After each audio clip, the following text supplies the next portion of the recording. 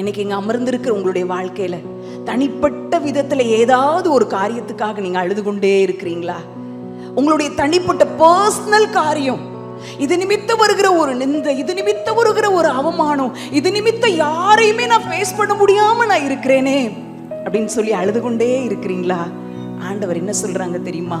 உங்க கண்ணீர் அவரை களிப்பா மாற்றுகிற தேவனா இருக்கிறார். நான் யோசித்து பார்த்தேன், அன்னாளுக்கு திருமணம் ஆனவுடன் ஒரு குழந்தை பிறந்திருக்கலாம், அல்லது திருமணமாகி சில வருஷத்துல ஜெபிக்க ஆரம்பிச்ச உடனே ஒரு குழந்தை பிறந்திருக்கலாம்.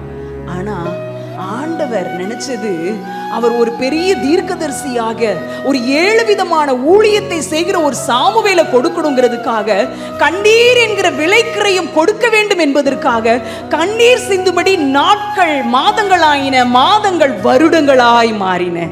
இன்னைக்கு வருஷ கணக்கா நான் கண்ணீர் வடிக்கிறேன்னு நினைக்கிறீங்களா? நான் சொல்றேங்க, எந்த காரியத்துக்காக நீங்க வருஷ கணக்கா கண்ணீர் வடிக்கிறீங்களோ அந்த காரியத்துக்கான பதில் வரும்போது அந்த பதிலை யாராலும் அசைக்கவே முடியாது. அவ்வளவு ஒரு பெரிய பதிலை தேவன் தருவார், அவ்வளவு பெரிய காரியத்தை தேவன் உங்க வாழ்க்கையில செய்வார்.